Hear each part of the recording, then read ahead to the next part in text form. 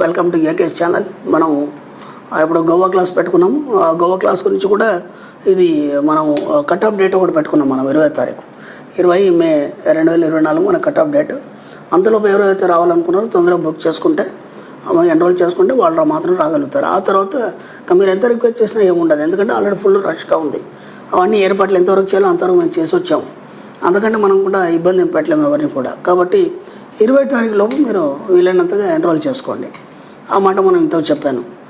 ఇది గోవా క్లాస్ మీద నేను చేసే లాస్ట్ వీడియో అనుకుంటున్నాను. ఎందుకంటే ఫైనల్గా మళ్ళీ ఒకసారి దాని కండిషన్స్ ఏంటో మనం చెప్పేసుకుంటే దానికి మీరు ఓకే అనుకుంటే రావచ్చు, లేకపోతే లేదు. ఓకే. ఫస్ట్ ఆఫ్ ఆల్ మీకు చాలా 3 రోజుల క్లాస్ ఉంటుంది. ఈ 3 రోజుల క్లాస్ ఏదైతుందో మీరు బాగా రాయాల్సి ఉంటుంది, ఫస్ట్ పాయింట్. కాబట్టి ఖచ్చితంగా మీరు 3 రోజుల ముందు నుంచి రైటింగ్ ప్రాక్టీస్ చేయండి. నేను ఆల్రెడీ గ్రూప్లో కూడా పెట్టాను. గోవా క్లాస్కి వచ్చే వాళ్ళందరూ కూడా రైటింగ్ ప్రాక్టీస్ చేయాలి. ఓకే. మీ పేమెంట్స్ ఏవైతే ఉన్నాయో మనకి ఇచ్చిన కాంటాక్ట్ నెంబర్స్తోని అవన్నీ పర్ఫెక్ట్గా చూసుకోండి. ఓకే. ఎందుకంటే మళ్ళీ సార్ నేను ఇలా అనుకున్నాను, అక్కడికి వచ్చిన తర్వాత మీకు ఇబ్బంది కావడం, నేను అలా అనుకున్నాను, ఇట్లాంటివి వద్దు. ఎందుకంటే మనం ఆల్రెడీ ఇప్పటివరకు ఒక 5-6 క్లాసులు అటెండ్ చేసి, స్పెషల్ క్లాస్ అటెండ్ చేసి ఒక క్రమశిక్షణ అనేది అలవర్చుకున్నాం మనం. ఓకేనా. ఇప్పటిదాకా మీరు అటెండ్ చేసిన క్లాసులు వేరు, గోవా క్లాస్ వేరు. ఎందుకంటే ఇది కంప్లీట్ డిఫరెంట్ క్లాస్, చాలా క్రమశిక్షణతో కూడి ఉంటుంది. నేను అందుకే మరీ చెప్తున్నాను, అలా అనుకున్నప్పుడే మీరు రావాలి. నేను గతంలో కూడా ఒక వీడియో చేశాను. ఏదో వచ్చామా అన్ని క్లాసుల్లాగా ఎంజాయ్ చేసామా పోయినామంటే రావద్దు. నేనే చెప్పాను డైరెక్ట్.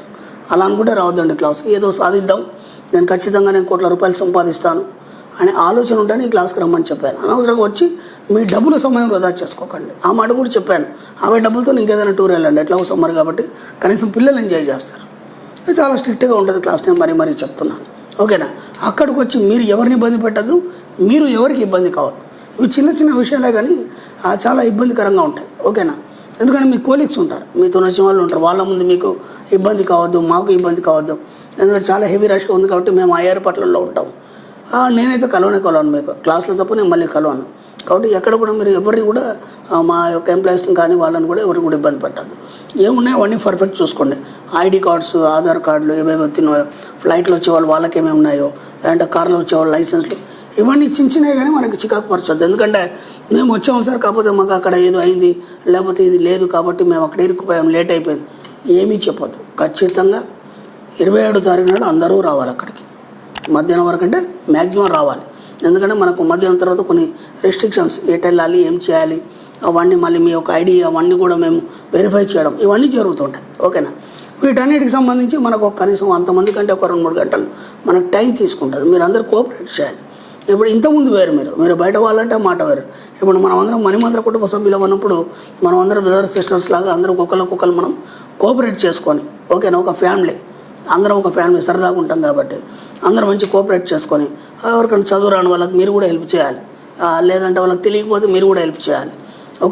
మంచి ఒక ఫ్యామిలీ లాగా మనం అందరం కూడా సరదాగా అక్కడ ఎంజాయ్ చేయాలి. దాంతోపాటు ముఖ్యంగా రైటింగ్ ప్రాక్టీస్ చేయాలి. మళ్ళీ నేను రాసుకోలేకపోయాను అని చెప్పేసి కంప్లైంట్ కానీ ఆ పక్క వాళ్ళని ఇబ్బంది పెట్టడం కానీ అలాంటివి ఉండదు. ఎందుకంటే ఖచ్చితంగా మీరు రాయాల్సిందే, దాంట్లో ఎలాంటి సందేహం లేదు. చదువు రాని వాళ్ళు వినొచ్చు, ఇబ్బంది ఏం లేదు. అలా కూడా కొందరు వస్తున్నారు, మాకు చదువు రాస్తారు, మాకు రావాలని ఉంది. ఎందుకంటే నేను ఇంతకుముందు కూడా పరిశీలించాను. వాళ్ళందరూ కూడా నాకు తెలిసినంత మట్టుకి నాకు పర్సనల్గా దగ్గరగా ఉన్నవాళ్ళు, చదువు రాకపోయినా వాళ్ళు బాగా సాధించారు. ఓకేనా. 5-6 క్లాసులకు వచ్చారు, స్పెషల్ క్లాస్ కూడా వచ్చారు. జస్ట్ విని వాళ్ళు అనుకునే సాధించారు కాబట్టి సాధించిన వాడు ఎవడైనా క్లాస్కి రావచ్చు కదా. ఓకేనా. ఇప్పుడు వాళ్ళు దీంతో ఇంకా కూడా సాధించవచ్చు. అందుకని మనం పర్మిషన్ ఇచ్చాం తప్ప మ్యాక్సిమం రాయాలి, రైటింగ్ ప్రాక్టీస్ రావాలి. ఓకేనా. నేను చాలా స్పీడ్గా చెప్పుంటారు, సార్ మీరు ఇలా చెప్పారు నాకు కాలేదు, ఇట్లాంటివి ఎలాంటి కాంప్లైంట్స్ మన క్లాస్లో ఉండవు. అర్థమైందా. అది మన ఊరు కాదు. అది మనం ఒక దగ్గరికి వెళ్ళి అక్కడ ఎంతో మర్యాదగా ఉండాలి. అక్కడ ఎంతోమంది దేశ విదేశాల వాళ్ళు ఉంటారు, అలాగే ఎంతోమంది మనకు తెలిసిన వాళ్ళు కూడా ఉంటారు.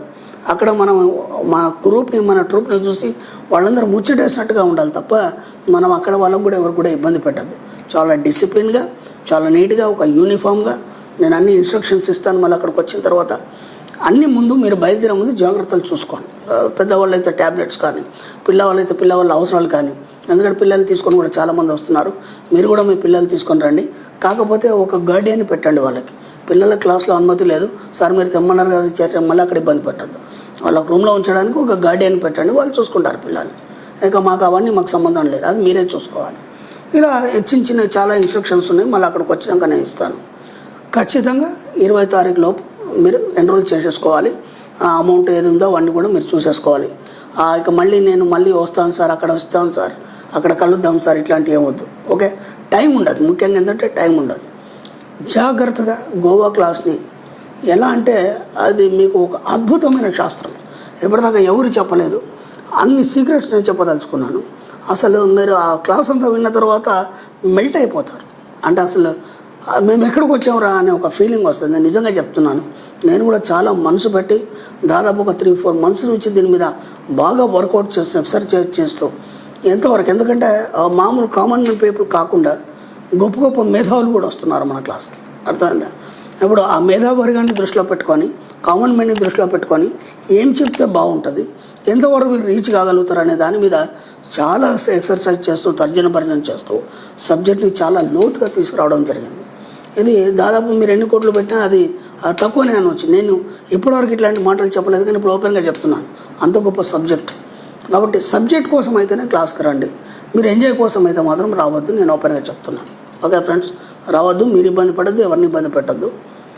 సబ్జెక్ట్ మాత్రం పట్టుకున్నారంటే మాత్రం నేను చెప్తున్నాను కదా, ఇంతకుముందు ఒక వీడియోలో చెప్పాను, వంశం తరిస్తుంది. మీకోసం కాదు మీరు వచ్చేది, మీ వంశం తరిస్తుంది.